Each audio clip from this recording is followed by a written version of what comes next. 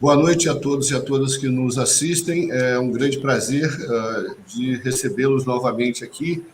Hoje nós vamos estar tratando de um tema de bastante relevância, né, muito atual, que é a energia elétrica, né, o custo da energia elétrica e as opções que nós temos para substituição dessa matriz.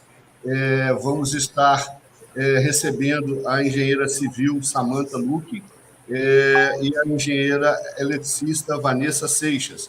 Ambas são da empresa Highlight Soluções, é uma empresa especializada na área de energia solar, e é com elas que nós vamos estar tratando esses assuntos. Samantha, você poderia se apresentar, fazer os seus comentários, depois a Vanessa faz também, e aí a gente efetivamente entra no tema. Tá bom. Boa noite, Maurício. Boa noite para quem estiver assistindo. A gente fica muito feliz de estar aqui podendo contribuir com o conteúdo em relação à energia solar, a utilização de energia solar nos condomínios. E é isso. Meu nome é Samantha, sou engenheira civil, sócia da Highlight. Vanessa, por favor. Boa noite a todos que estão aqui nos assistindo. Obrigada por estarem aqui. Eu espero trazer bastante soluções para cada um de vocês que estão aqui assistindo. Tá? Sou Vanessa, engenheira eletricista, atuo como gerente de projetos na Highlight. Bom, é um prazer, então, a todos. Como de costume, o nosso agradecimento ao Sérgio Craveiro, né? Hoje, ele, salvo engano, está em Manaus, cada dia ele está num lugar desse país. Ele é o mentor de tudo isso, presidente da CONASE, Confederação Nacional dos Síndicos, né? Aproveitando, agora em maio, nós temos o 4º Congresso da CONASE, vai se realizar em São Paulo, no dia 14 de maio, salvo engano. Quem tiver interesse, os síndicos aí que quiserem aprender sobre tudo que se refere à administração de condomínios, todos os assuntos relativos a isso, podem entrar no site da CONASE ou então no TV Síndico Online e fazer a sua inscrição. Como sempre também, eu de início gostaria de relembrar alguns temas, né? O objetivo principal do nosso programa Engenharia Predial, né? Que é difundir a todos que trabalham, militam na área, não só os profissionais, mas também síndicos e propriamente os condôminos, né? Todos que possuem um imóvel e se preocupam com a qualidade da manutenção desse imóvel, né? A gente trata sempre aqui da inspeção predial. Lembrando que laudo de inspeção predial no município de Vitória já é lei, agora em maio, todas as edificações obrigatoriamente terão que apresentar o laudo de inspeção predial, né? E para a gente que está na área sabe que está muito longe da grande maioria ter esse laudo de inspeção predial. No município de Vila Velha, no próximo sábado, nós inclusive teremos uma entrevista com os vereadores Joel Rangel e a Sabrina Leonel, onde a perspectiva é de que já na próxima semana nós eles estarão colocando em votação na Câmara de Vila Velha também a aprovação dessa mesma legislação que torna obrigatório o laudo de inspeção em Vila Velha, né? Portanto, esse assunto importantíssimo não vai nunca poder ficar esquecido aí agora, uma vez que a lei torna obrigatório, em que pese, né, a gente repete sempre, a norma brasileira já determina esse laudo de inspeção há muitos anos e, portanto, norma brasileira tem força de lei, necessariamente nem haveria a necessidade da lei aprovada, mas vamos lá, se é necessário, a gente está aí brigando para que seja implantada essa lei, né, seja aprovada essa lei, e que a gente possa difundir esse conceito de inspeção predial. Como a gente repete sempre, o primeiro laudo de inspeção predial, a norma preconiza que ele deve ser elaborado na data da entrega da edificação. Então, todos vocês que adquiriram o imóvel em planta na data da primeira AGE, da instalação do condomínio, vocês devem cobrar e exigir da incorporadora que ela apresente o primeiro laudo de inspeção predial.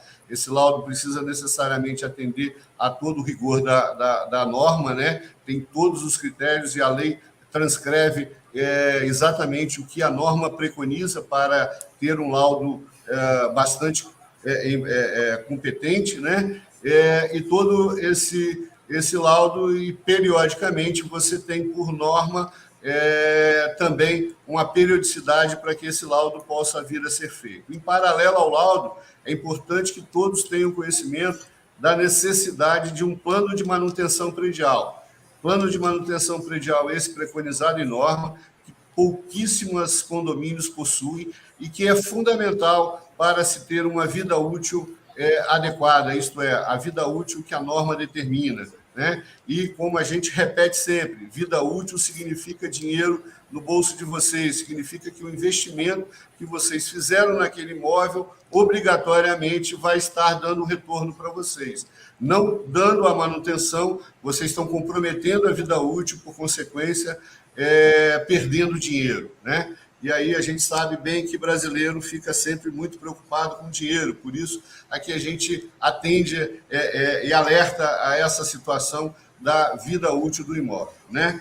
Bom, com relação à manutenção predial, plano de manutenção e laudo, eu acho que era o que a gente precisava aqui estar recordando, né? Entrando efetivamente no assunto que nos traz aqui, que é a energia solar. Gostaria até de trocar fazer algumas ressalvas, né? A Vanessa, por favor, me corrija se estiver equivocado, mas toda edificação ela precisa de um projeto de instalações elétricas, correto, Vanessa? Isso, esse projeto ele precisa ser necessariamente, ele tem que ser elaborado por um engenheiro qualificado, engenheiro eletricista que tenha competência para fazê-lo, né? Esse projeto elétrico ele é levado à concessionária, no caso do Espírito Santo, a ANP, né?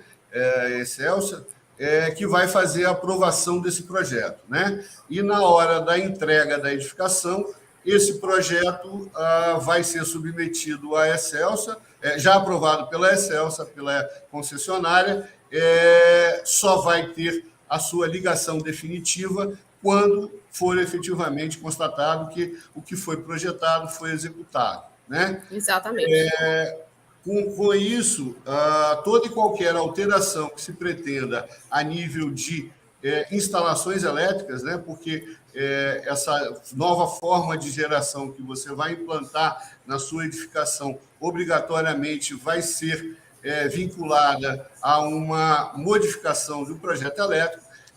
Todo esse projeto necessariamente precisa ter um projeto modificativo, né? As instalações precisam ter um projeto modificativo e, antecipadamente, imagino eu, é um tema novo para mim também, e a expertise da Samanta e da Vanessa, me parece que precisa ser aprovado também pela concessionária. Seria isso, Vanessa?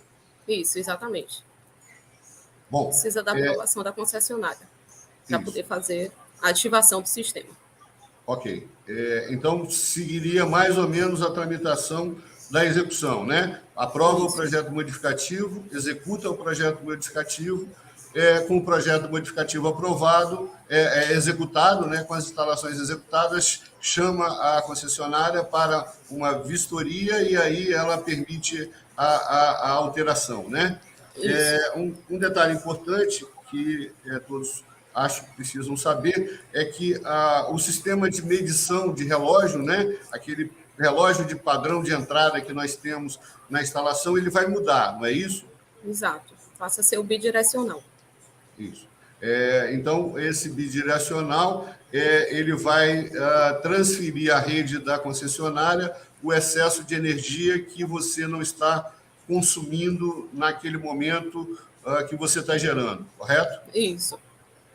Okay. É importante ressalvar também... Fica à vontade, tá? Para fazer qualquer intervenção. Obrigada, Maurício. O medidor bidirecional, ele te mostra exatamente o quanto que você está consumindo e o quanto que está sendo injetado na rede, até para o controle do morador, né? Do prédio em si. Ok. Se você, por algum motivo, tiver uma sobra, tiver produzido mais energia do que efetivamente consumiu, né? Vamos que você fez todo um planejamento para início, né? Pelo trabalho que eu já comecei a discutir com vocês, vocês fazem todo um planejamento em cima da conta de energia do consumidor que quer fazer a implantação, né? E considera todo aquele consumo médio que você tem lá já definido, né? Na conta da energia, né? Que vocês têm, correto? Então, vocês trabalham com o consumo médio para o planejamento daquilo que seria viável para o consumidor, não é isso? Isso, a gente, no geral, faz uma média dos últimos 12 meses do consumo do consumo, do cliente, né? Enfim, mas isso tem umas ressalvas, porque normalmente quando o cliente adere à energia solar, ele passa a consumir mais, ele passa a ligar mais o ar-condicionado, a usar mais tempo o chuveiro, e aí a gente costuma, né, orientar ele quanto a isso. Às vezes a realidade dele hoje não vai ser a mesma do ano que vem e dos próximos anos, então a gente faz um dimensionamento de acordo com o que o cliente quer. Não, eu não vou colocar mais ar-condicionado, eu não vou mudar o meu padrão de consumo. Ok, então vamos fazer com a sua média anual. E é isso, a gente faz a média de acordo com o que ele quer, né? Ah, eu quero aumentar, reformar, a gente faz um estudo de quanto que ele vai consumir. Entendi. Porque quando você tem a ideia, né? Vamos supor que o seu consumo, você não está pagando por aquele consumo, exato, você tende a usar mais, né? Mas, obviamente, esse cálculo reflete no custo do investimento que ele vai fazer, né? Então, se ele gastar um pouco mais ou um pouco menos, isso interfere diretamente no planejamento ou no custo daquilo que ele está edificando. Bom, só para ficar ainda na questão do medidor bidirecional, né? A gente produzindo menos, ou vamos no caso de mais. Então, aqui na minha casa eu tenho um gerador de energia solar, né? E eu, infelizmente, eu acho que por causa dessa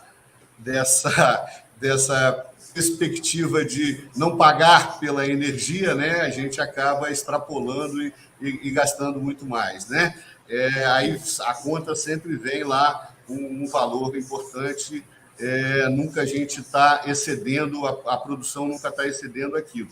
Mas em havendo a produção em excesso, você transferindo mais energia para a concessionária, vamos supor, aquele mês onde eu viajei, passei o mês inteiro fora, eu vou estar produzindo muito mais energia, entregando para a concessionária, e, em contrapartida, não vou estar consumindo, né? Então, eu teria um excesso de energia entregue à concessionária. Mas esse excesso de energia ele não se transforma em recursos, mas sim vai ser gerado um crédito para mim no momento em que eu precisar usar, não é isso? Isso, exatamente. Quer falar, Vanessa, sobre esse assunto?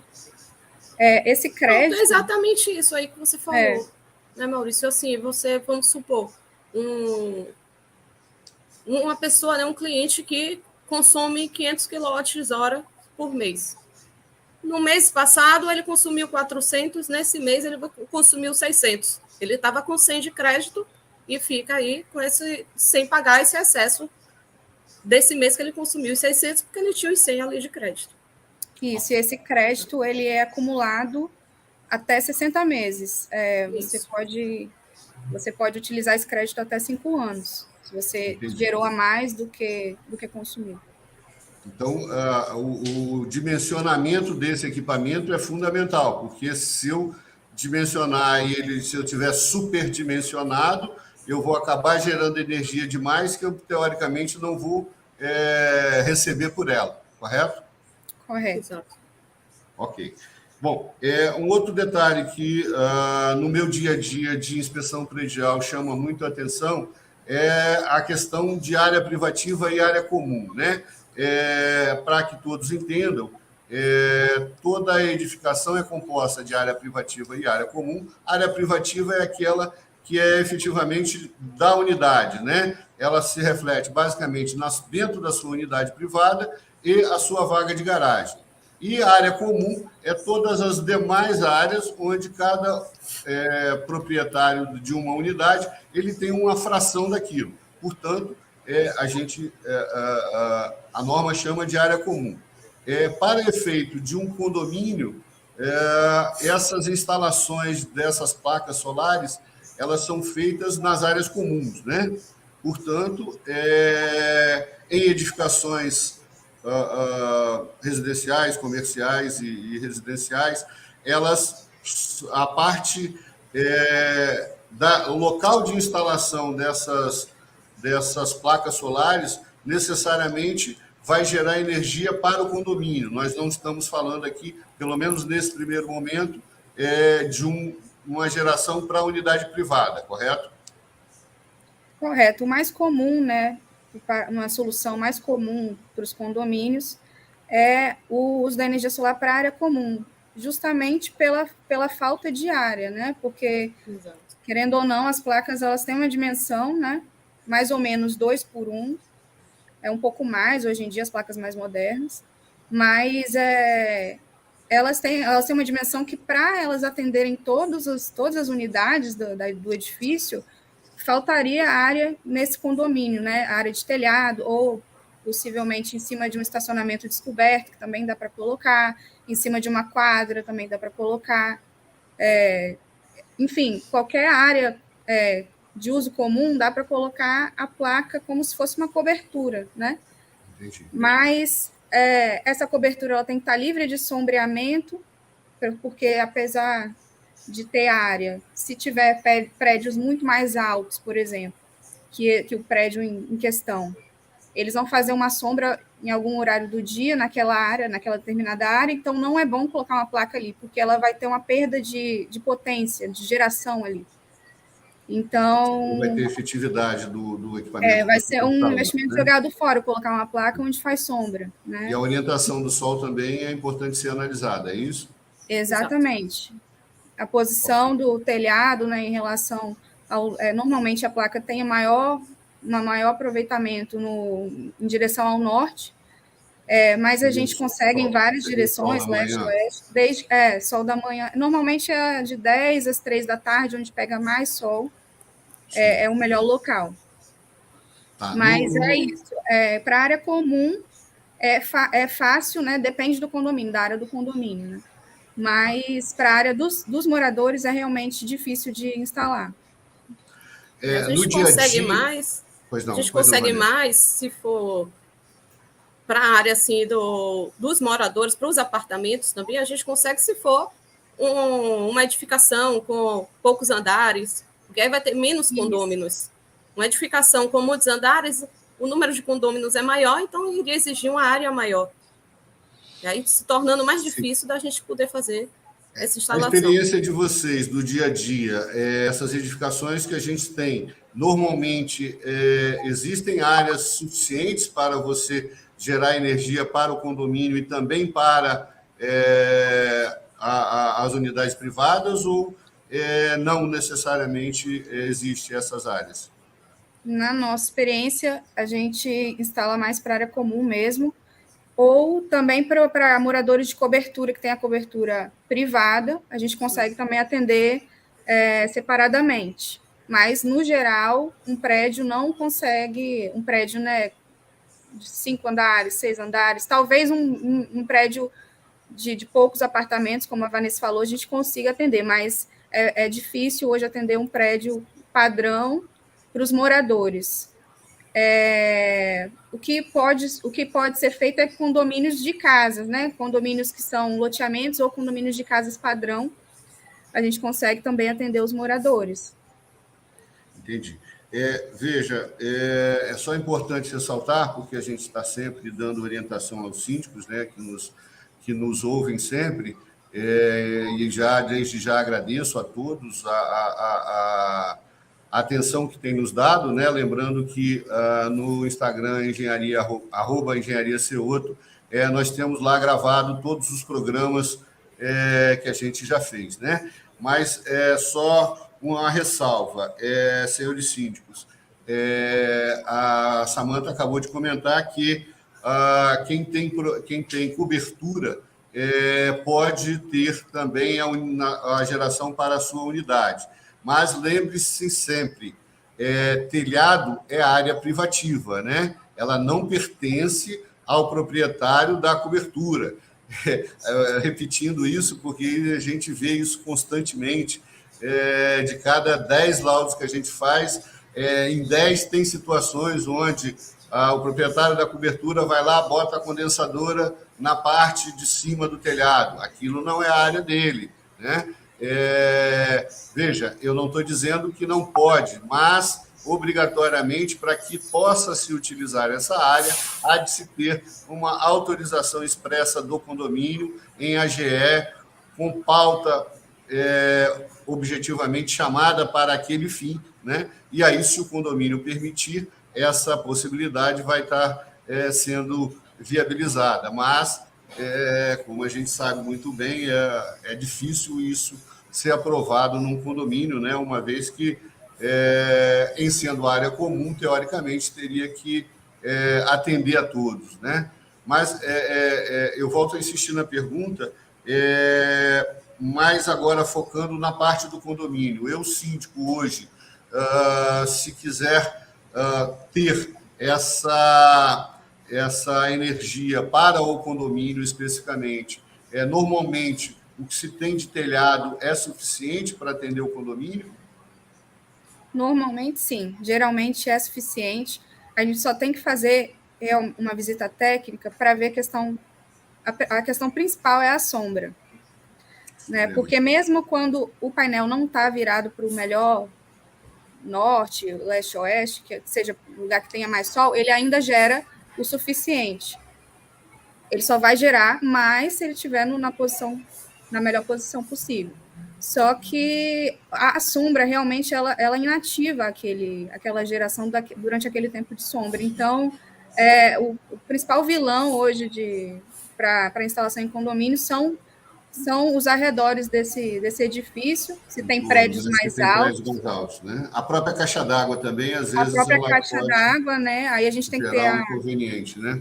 A gente tem que fugir da parte de sombra que ela faz, né? Fugir daquela área ali, instalar na área que não pega mais aquela sombra. Isso a gente tem softwares hoje especializados que a gente utiliza para ver a sombra durante o dia todo, durante o ano todo, a gente consegue ver, porque muda também, né, de época do ano, de acordo ela vai mudando da estação. Isso, aí os softwares hoje são super avançados em relação a isso, de ver o sombreamento, onde ele pega exatamente naquele prédio. E a gente consegue fazer uma análise mais aprofundada disso. Então, é essencial na hora do projeto, né? Na hora da gente fazer isso. Todo o projeto, é essencial a gente saber justamente essa questão das sombras.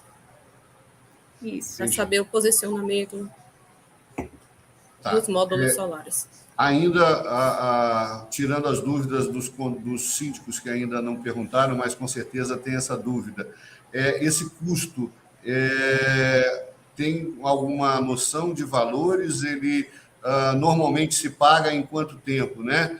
Se eu tenho um condomínio onde a conta de energia está em torno de, vamos lá, R$10 mil, mais ou menos isso aí que a gente vê nos condomínios maiores, né?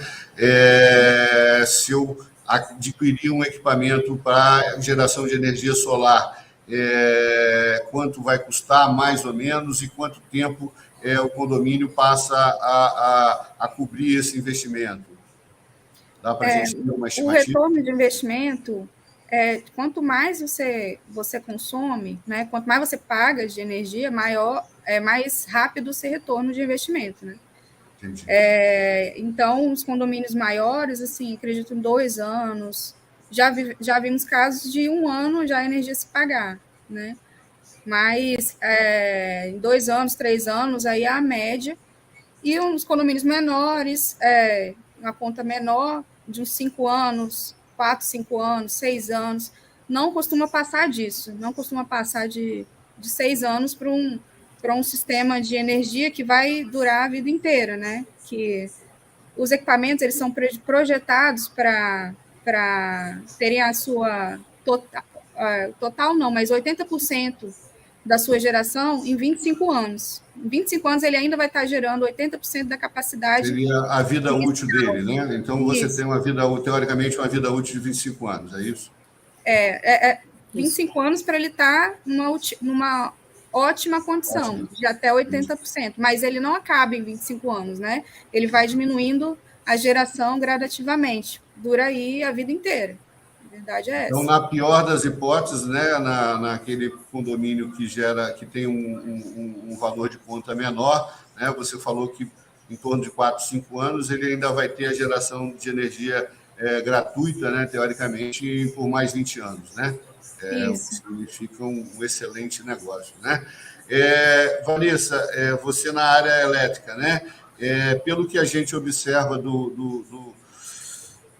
da situação do país em torno, em termos de crise hídrica e valor de energia, né? Cada dia mais acontecem taxas e prejuízos que a geração de energia gerou lá atrás e que vem sobrecarregando cada dia mais a conta de energia, né? Eu acho que a tendência dessa conta de energia é cada vez ficar mais alta. Você concorda? Com certeza, exatamente. E assim, né, a energia solar é um excelente investimento quando a gente pensa dessa forma que você está sinalizando, né? A questão do o aumento dessas taxas, dessas tarifas que a gente vem pagando aí. Salvo engano, inclusive, para o próximo ano já está previsto mais uma sobretaxa, né, que foi gerada por custos de geração de energia altos nesses últimos meses, não é isso? E mais uma taxa vai vir no próximo ano, correto? Então, senhores síndicos, é importante vocês pensarem nisso, né? A economia que vocês podem fazer dentro do seu próprio condomínio, né, com uma energia limpa, porque parte dessa nossa energia hoje que estamos consumindo, ela vem de queima de gás, né, ela vem de queima de outros combustíveis fósseis ainda. Nós temos muitas usinas de energia ainda com queima de óleo, né, queima de gás, e isso está gerando poluição para o país, né? Então, e para o mundo, obviamente, né? Então, você buscando essa fonte de energia que é totalmente correta, né? Ecologicamente correta. Energia limpa, né? Limpa, né? Você vai estar viabilizando o seu condomínio, sobrando dinheiro logo na sequência para aquelas manutenções prediais que todo dia a gente ouve os síndicos reclamando que não tem como investir em manutenção predial, né? Na verdade, não é um investimento, é uma obrigação, quando você tem aí condição de buscar essa alternativa e solucionar, né?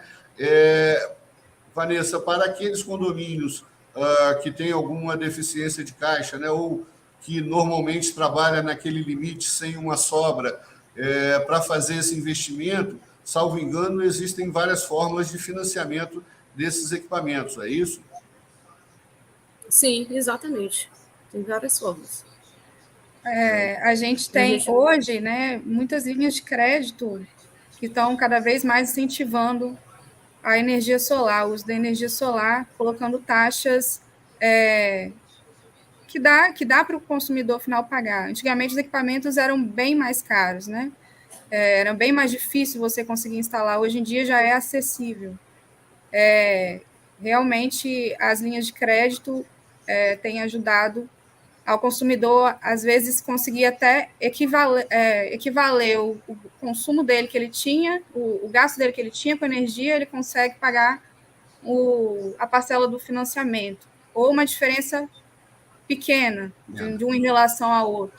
Então, é um investimento que dá para se fazer, ainda mais sendo condomínios, né, um público que nunca vai acabar, né? Um prédio não acaba, um edifício não acaba, então ele tem um crédito melhor ele é bem mais visto, melhor visto, assim, em relação às instituições financeiras. Na Conase TV Online, Síndico Online, nós temos vários financiadores para esse tipo de empreendimento, né? Esse tipo de investimento.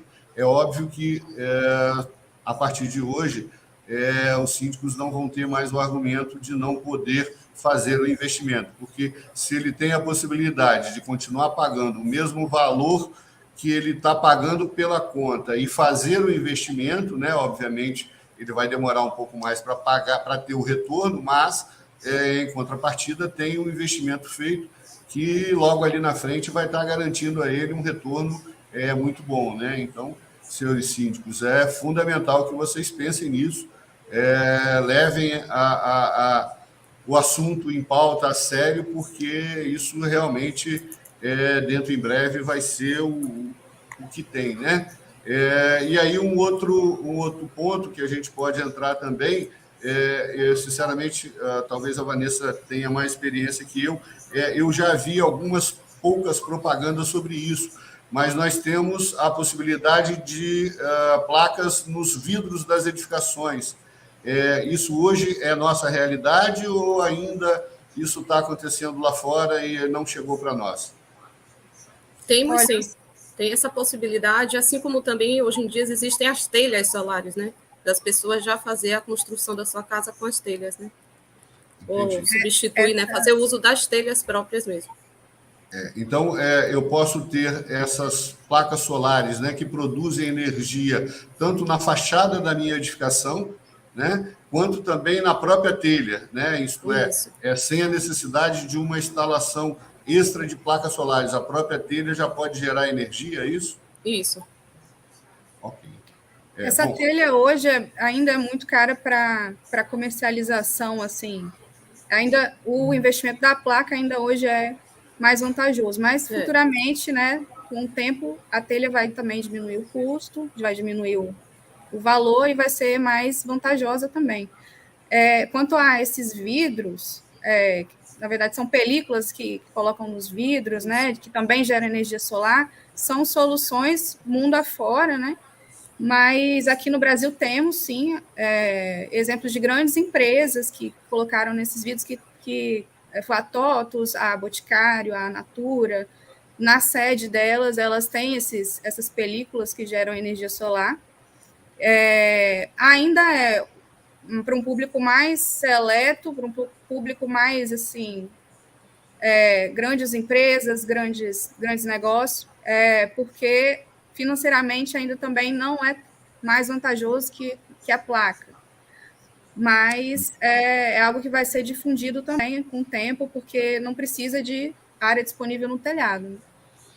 E a partir daí também a unidade privada já vai poder começar a pensar em ser beneficiada, né? Porque aquela frente do imóvel, né? Todo aquele vidro que está na frente do imóvel, gerando energia, teoricamente, entendo que poderia ser de propriedade da própria unidade privada, né? Lembrando aqui, o Gustavo está nos dando um retorno, existem financiamentos de entrega de energia sem análise de crédito, né? O que ele quer dizer com isso é que o condomínio, por si só, como a pessoa jurídica, é uma pessoa jurídica que consegue não só esse financiamento sem análise de crédito, mas uma taxa muito baixa, porque não o risco de inadimplência em condomínios é zero, ele é muito próximo de zero. Então, as instituições financeiras que tendem a emprestar, que têm disponibilidade para emprestar, acabam emprestando com muito prazer, né? Com muita vantagem para os condomínios, uma vez que vai ter o seu retorno garantido, né? Até por isso que eu comentei, né? Lá no CONASE, na Confederação Nacional dos Síndicos, nós temos diversas parcerias com instituições financeiras que podem estar fazendo, não só para efeito de energia solar, mas como até manutenção e demais obras em condomínio. Nós temos várias instituições que se disponibilizam a estar emprestando dinheiro para o condomínio. Portanto, senhores síndicos, não é desculpa mais a falta de caixa ou a falta de condição, né? Você pode trocar a sua conta de energia, continuar pagando a sua conta de energia nos moldes que você vinha pagando praticamente e poder, obviamente, ter esse investimento feito, né?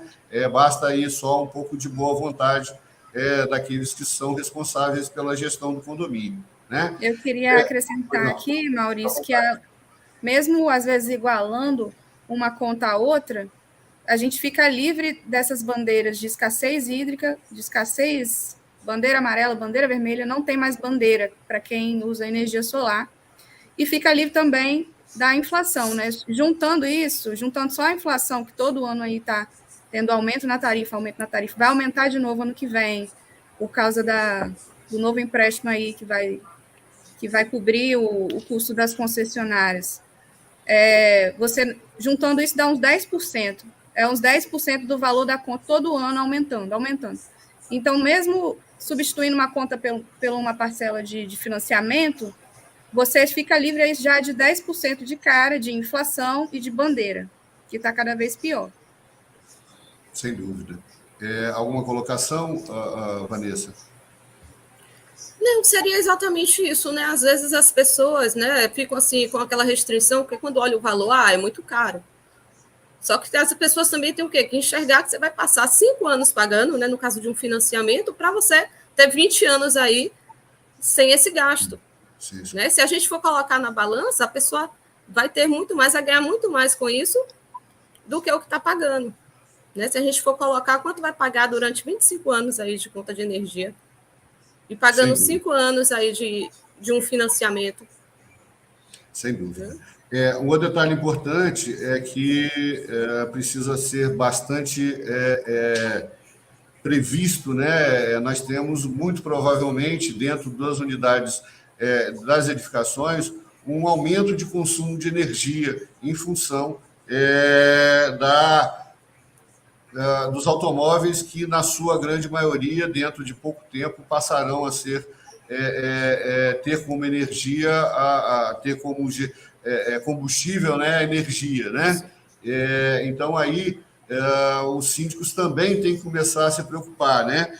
Você já tem no seu portfólio, nas suas propostas, solução para o que se chama aí de eletroposto, não é isso? Isso. Já temos, sim, já ofertamos esse serviço. Na verdade, a gente faz primeiro um estudo do projeto elétrico da edificação, né? A gente precisa do projeto para saber também a intenção dos moradores, porque a gente precisa fazer uma pesquisa, né? De quem já tem carro elétrico, quem quer ter, quem que vai daqui a 5 anos comprar. Tem que ter feito essa pesquisa para a gente saber qual é a necessidade daquele condomínio de ter o eletroposto, qual vai ser a potência, né? Como que vai ser instalado, em qual local. Isso tudo a gente estuda, instala e também fazemos a gestão desse eletroposto, que é feito hoje muito facilmente por aplicativo. Você sabe qual eletroposto está em manutenção, qual está disponível para uso em tempo real, se tem alguém utilizando naquele momento. Então, ajuda bastante, também faz o rateio, né, do consumo daquele por individual, né, por carro, por condômino. Sim, eu cheguei em casa, boto na posição, carrego o meu carro, né? Ele vai ter um tempo ali, eu vou tirar e vem outro e faz isso, não é isso? E aí o custo dessa energia seria transferido na conta da unidade privada, seria isso? Isso. Pode falar, Vanessa. Pronto, é exatamente isso. Aí o que a Samanta falou com relação ao quê? Da gente ter o estudo de quantos carros teriam ali dentro daquele condomínio para fazer uso. Como você falou, eu chego de noite e coloco ali. Aí um fato que é importante a gente saber essa quantidade também é porque, para a gente analisar se vai ser necessário apenas uma unidade do eletroposto, se vai ter 2, qual vai ser o tipo de eletroposto, certo? Porque se for um lento, a gente vai carregar menos carros ali durante aquela noite. Okay. Entendeu? Aí tem o lento, poderia ter o rápido, o extra rápido. Né? No caso de um condomínio, o mais indicado seria o lento, mas também assim, naquela situação que existem poucos carros, ou aquele que para cada vaga de garagem vai ter o seu eletroposto, entendeu? Mas pela experiência que a gente está observando aí, hoje, por exemplo, tem um prédio em Itaparica com 198 apartamentos, já tem lá 10 carros, né? Em breve, com mais 1 ou 2 anos, né? A própria Volvo já divulgou que, salvo engano, dentro de 4 ou 5 anos, todos os carros dela vão sair a eletricidade, né? Então, a tendência é isso avolumar muito rápido, né? O melhor dos mundos seria que a gente pudesse ter cada vaga com a sua alimentação, né? Mas isso, obviamente, acaba encarecendo demais, não é isso? Então, Exato. eu acho que a realidade hoje, para aqueles que já querem se adiantar, seria esse eletroposto. É isso, Vanessa? Isso, exatamente. No caso de ser um eletroposto para cada vaga, isso aí é algo que vai estar mais adiante, né? Já quando for fazer a construção para os apartamentos já serem entregues. Né? Novos empreendimentos já lançados dessa forma. Para as pessoas já comprarem lá, já chegarem encontrando lá o seu eletroposto na sua vaga. Ok. Só para mim ter uma noção, o lento, rápido, muito rápido, qual seria o tempo aí, mais ou menos, né? O que para mim abastecer o meu carro, se o equipamento for lento, ele demoraria quanto tempo e assim pelos demais opções que a gente tem? Geralmente, ele iria levar de 4 a 8 horas para você chegar em uma carga de 80%, que é o indicado para manter a vida útil da sua bateria. No caso do rápido... O rápido você já levaria umas 2 horas, de 30 minutos a 2 horas. E aí tem ainda a opção do muito rápido, seria mais rápido, menos mais tempo rápido, você consegue até em 15 minutos fazer essa carga. Okay. Mas aí já é algo que também o custo já é bem mais elevado. Lembrando que as cargas mais rápidas, elas não são indicadas para o dia a dia, né? Para a rotina do carro, para manter a vida útil do carro, a vida útil da bateria dele. É indicado fazer sempre a carga lenta e, quando necessário, a carga semi-rápida, ultra rápida, quando for viajar, quando for... Seria só uma questão emergencial, né? Isso. Mas assim nas estradas, né? Isso. Entendi. Mas veja, nesse exemplo que eu citei, 198 apartamentos, hoje eu tenho 10, né? Para que esses 10 carros sejam abastecidos na lenta, teoricamente eu teria que ter 10 eletropostos. É isso o raciocínio? Não, porque a bateria do carro, ela tem uma autonomia. E essa autonomia, ele não precisa ser carregado todo dia. Ele pode ser carregado, né, depende de cada carro, mas normalmente o que anda aqui na Grande Vitória, por exemplo, você anda por dia, 30 quilômetros, 40 quilômetros, na média, assim. O carro tem uma autonomia, de 250, 300 quilômetros. Então, você fica aí, faz uma carga uma vez na semana, é tranquilo. Então, não precisa necessariamente ser um eletroposto para cada carro. Né? Seria muita coincidência, os 10 teriam que carregar, né, no mesmo dia. Tá. Mas teoricamente, é a gestão. Mas para efeito de projeto, vocês já fazem uma previsão de novos eletropostos na medida que o tempo for evoluindo, ou não? O projeto é feito para... vamos de novo a esse exemplo. Eu tenho 198 apartamentos com 10 cargos hoje. Eu vou planejar 2, 3 eletropontos. E aí, o ano que vem, eu passo a ter 20, eu teria que ter mais 2 ou 3. Vai ser um investimento rotineiro, seria isso? Ou qual é a forma com que vocês planejam? Então, a gente planeja com uma vida útil daquele projeto, né? A gente planeja para 5 anos, pelo menos, aí, não ter uma nova obra ali. Então, a gente faz uma pesquisa inicial a todos os condôminos, né? Todos os qual a intenção deles daqui para frente. Pode ser que não tenha hoje, mas daqui a quanto tempo eu vou ter um carro elétrico? E também por causa dos avanços, né? das mudanças das próprias concessionárias na produção desses carros, né? Daqui a pouco não vão mais chegar ao Brasil carros a combustão, então vai tudo evoluir para esse quadro. Então, a gente pesquisa aí para não ter que ficar fazendo obra ano a ano, a gente faz uma pesquisa maior. Com o carregador lento, esse investimento é seguro, é um investimento seguro.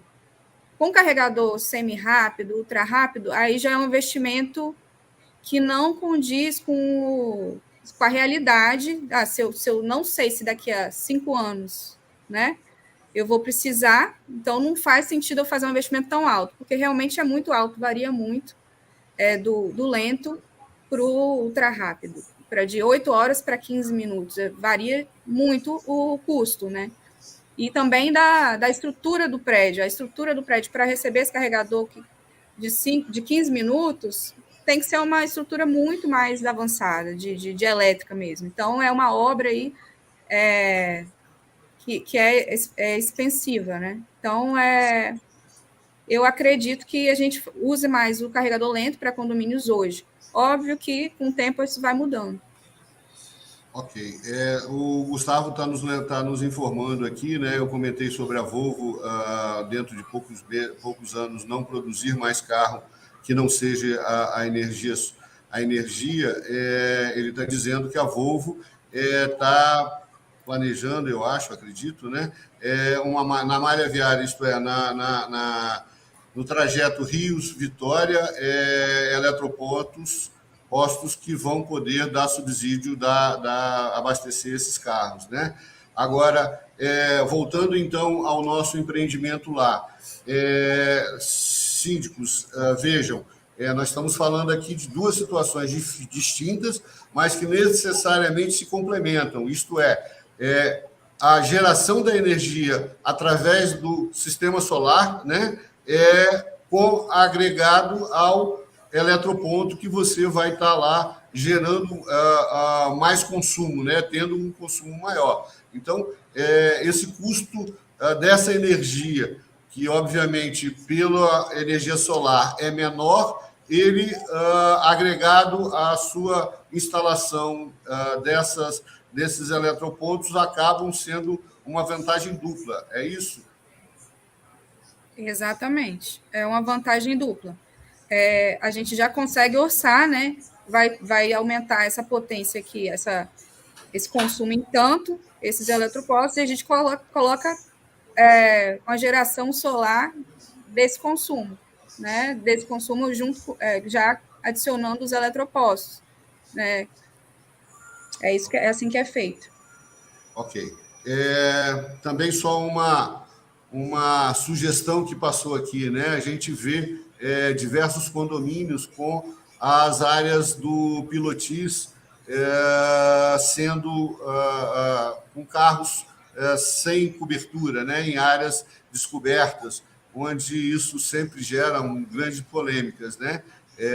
Por isso, há de se pensar também. E aí, já hoje não é a hora que eu divulguei o anúncio, nós temos um prédio na Praia Comercial, na Praia do Canto, onde nós estávamos fazendo um planejamento para cobrir essas vagas que são descobertas hoje, né? E o síndico lá já me passou a mensagem aqui, vamos pensar em cobrir não com uma estrutura metálica e telhas convencionais, como estava se pensando inicialmente, mas substituir essas telhas por placas solares, né? Porque aí você junta o útil ao agradável, você cobre, elimina aquele problema constante de carros expostos ao tempo, né? E também já está gerando energia para o condomínio, né? Isso literalmente é unir o útil ao agradável, concorda? Vocês têm feito alguma coisa nesse nível? Concordamos. Sim, a gente já propôs a alguns condomínios essa solução. Como eles não tinham muita área de telhado, porque tinha, às vezes, área de lazer na cobertura, isso dificulta também, ressaltando que dificulta, porque a gente precisa de área. Mas a gente consegue cobrir algumas áreas descobertas, como estacionamento, quadra, brinquedoteca, algumas áreas que ficam descobertas. Todas as áreas descobertas. a gente consegue cobrir com a placa, né? Uma estrutura que é formada justamente para isso. Ok. Bom, voltando à questão da unidade privada, né? Eu consultei a empresa de vocês, estou aguardando a análise, mas eu tenho cliente que está interessado, ele tem dentro do apartamento dele 7, 8 condensadoras, né? Splits, e o custo desse equipamento, né? O custo da energia desse equipamento normalmente chega na faixa dos R$ 2.000, né? Então, para ele, esse investimento é urgentíssimo. Então, há uma opção, pelo que eu entendi, aguardando, obviamente, a proposta de vocês, onde essa geração necessariamente não precisa ser feita na edificação dele. Ele pode contratar esse equipamento instalado em outro local, né? Seria interessante vocês explicarem isso para os nossos assistentes, as pessoas que nos assistem. Sim, nós temos alguns clientes nesse perfil, Maurício, de não ter a área para instalar e ter um consumo elevado. A gente consegue unir esses clientes, às vezes, e formar uma cooperativa ou um consórcio e instalar em uma área fora dali, né? Então, a gente faz um arrendamento de uma terra, consegue fazer o trabalho todo civil, né, do solo, para receber as placas e instala nesse local. E desse local, os créditos são enviados para onde eles têm essa demanda. A gente consegue fazer isso.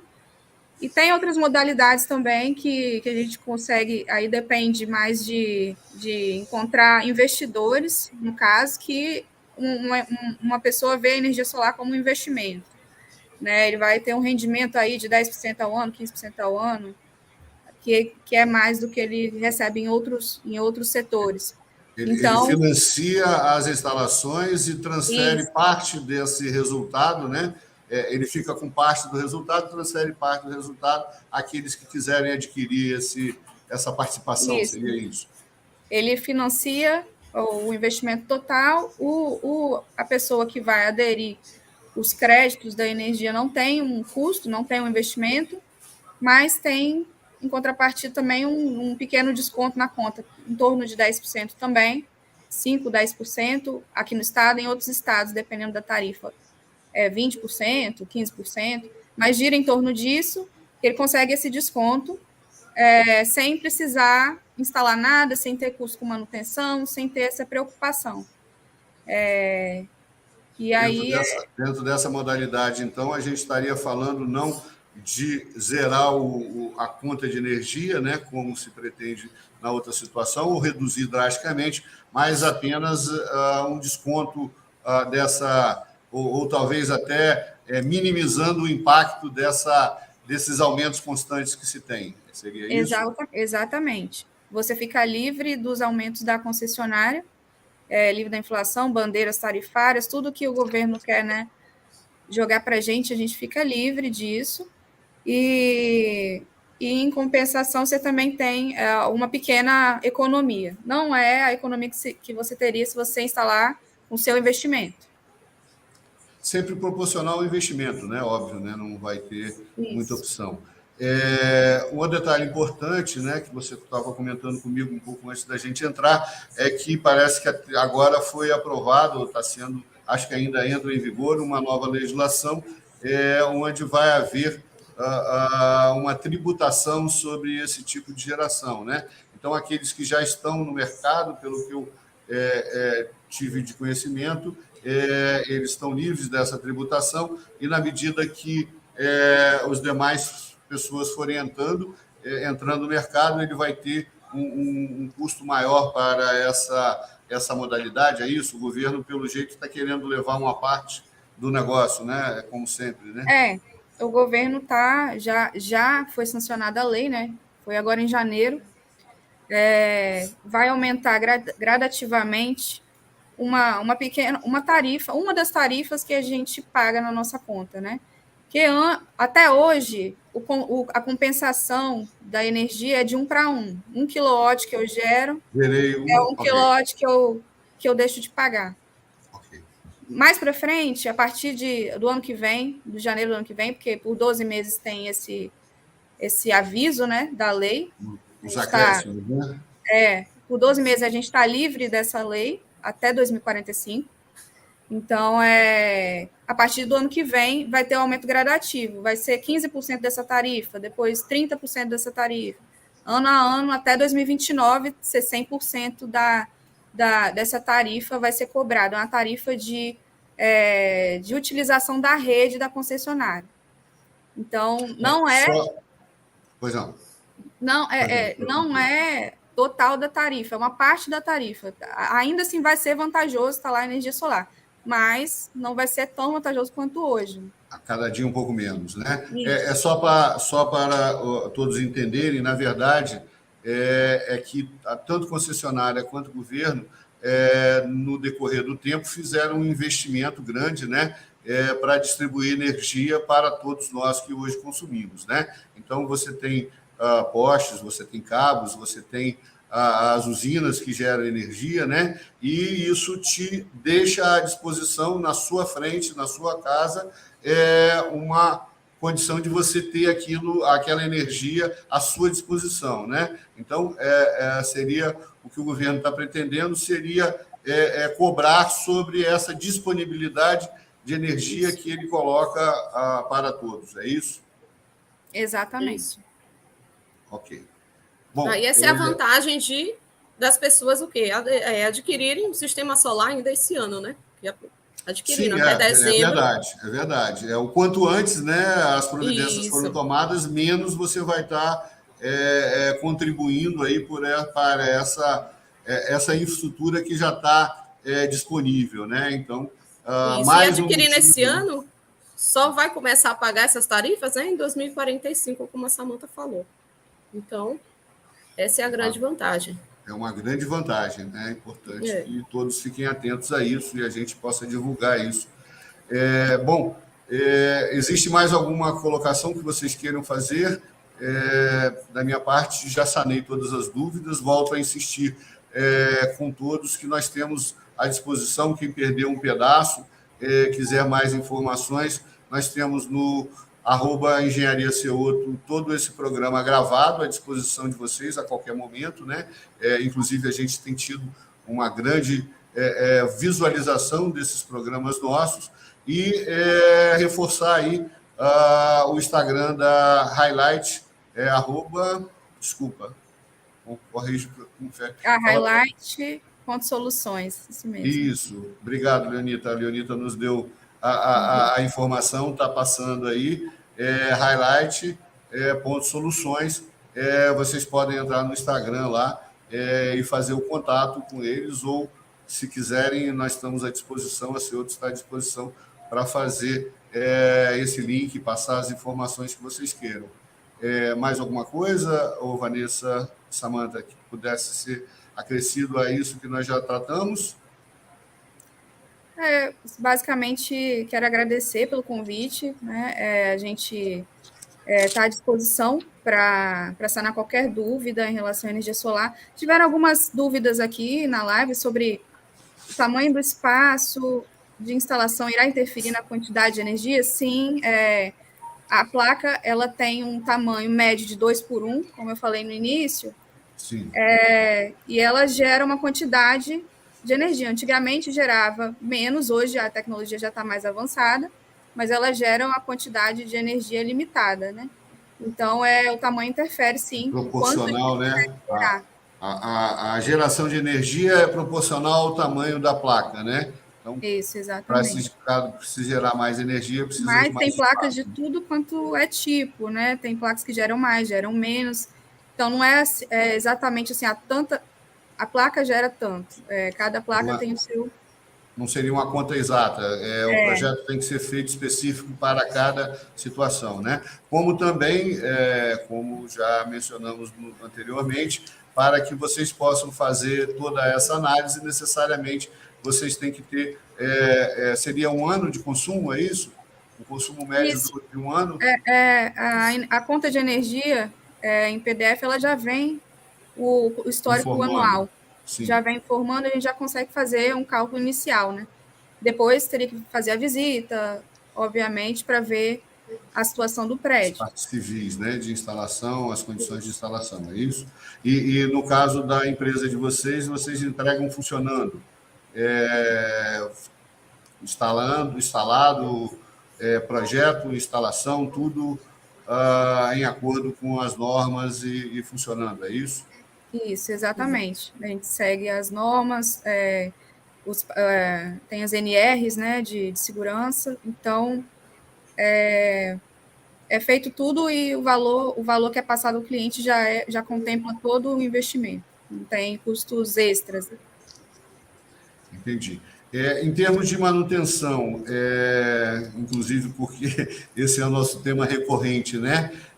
Esse sistema gera uma manutenção periódica? Então, sim. As placas... pode falar, Vanessa, pode falar. Não, pode falar, continue. Não. Então, as placas de energia, elas têm uma tecnologia muito avançada e elas requerem uma limpeza periódica, né? Depende do local da geração de poeira, né? Essa periodicidade. Mas normalmente é maior de pó de minério, né? Que nós temos muito aqui, né? Com certeza. A gente recomenda de pelo menos 6 meses uma limpeza e a gente disponibiliza já no nosso projeto 2 anos de manutenção aí de limpeza. Né? Essa limpeza é externa, é só na face, ou é uma limpeza interna também do sistema? Então, ela pode ser feita, ela é externa, né? Só nas placas em si, é feita manual e também por equipamentos. Manual nos cantos, né? Porque pode ficar ali poeira nos cantos da estrutura, né? Entre a placa e a estrutura metálica. Então, é uma limpeza feita, normalmente é feita por qualquer empresa que faça limpeza de prédio consegue fazer um funcionário. Entendi. Mas a gente oferece gratuitamente durante 2 anos depois da instalação. Ok.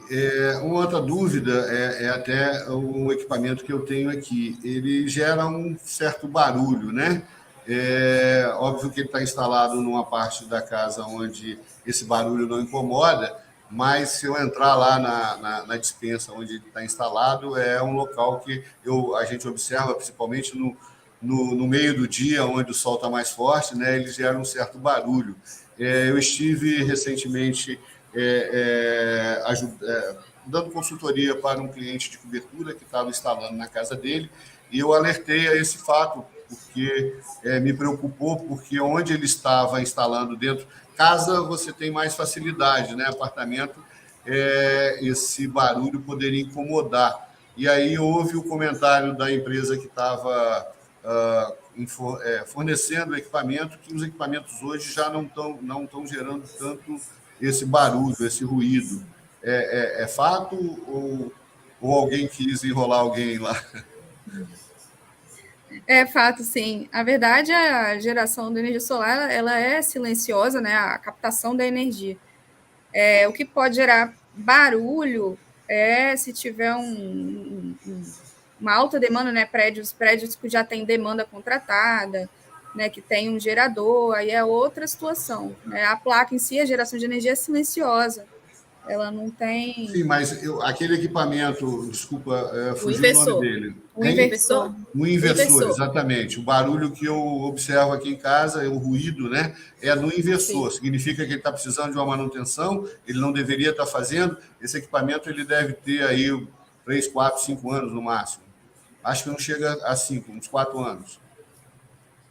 Não é como você falou, né? Que já outra pessoa disse a você, não foi que os atuais, né, os que já foram fabricados atualmente, já não tem tanto ruído assim, tanto barulho. A gente não tem esse problema com ruído, não.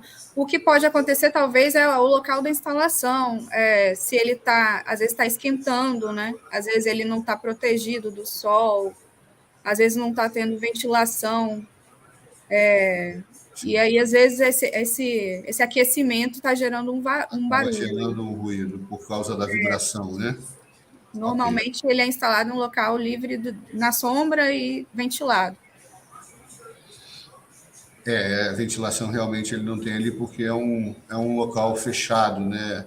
É uma despensa, é onde o local ele está fechado, pode ser. Sim, pode ser isso mesmo. Eu vou observar. Bom, então a gente agradece a todos, né? Agradece de novo ao Sérgio Craveiro, agradece ao Gustavo da Highlight, né? A Samanta, a Vanessa. E nesse programa, excepcionalmente, a gente vai encerrar de uma forma diferente de sempre, porque uma fã da Samanta disse que ela é uma excelente cantora, né? A doutora Ana Paula. Brincadeira, tá, Samanta? Brincadeira. Só a doutora Ana Paula, que é advogada de um condomínio onde eu presto consultoria, a hora que eu divulguei o seu nome, ela falou, ela é uma excelente, mandou até o seu Instagram lá, onde tem o seu clipe, parabéns. Além de engenheira, também é cantora. Mas obrigado pela presença. Fica à disposição de vocês fazerem os agradecimentos finais para a gente poder encerrar. Vanessa, você que falou menos. Bom, obrigada a todos por estarem aqui assistindo. E qualquer dúvida, pode entrar no Instagram, mandar uma mensagem para a gente. Lá também você pode entrar em contato pelo nosso WhatsApp. Tá? Qualquer coisa, estamos à disposição para tirar todas as dúvidas de vocês. Ok. Samanta. É isso aí. Obrigada pelo convite, Maurício. Obrigada a todo mundo que participou, comentou. As dúvidas que não foram sanadas a gente consegue tirar depois. E é isso. Eu adorei aqui o bate-papo. Então, um grande abraço a todos, uma boa noite. Na próxima quarta-feira a gente traz um material para poder enriquecer para vocês, aí, síndicos, para os profissionais também que nos acompanham. Lembrando e já agradecendo, porque a gente está conseguindo uma penetração muito grande nas capitais do Nordeste. Nós estamos com diversos clientes cotando os serviços de manutenção e inspeção predial em 3, 4 capitais já. Isso significa que o nosso trabalho está gerando frutos aí. E aí a gente continua à disposição de vocês, tá bom? Um grande abraço e uma boa noite. Abraço. Boa noite. Tchau.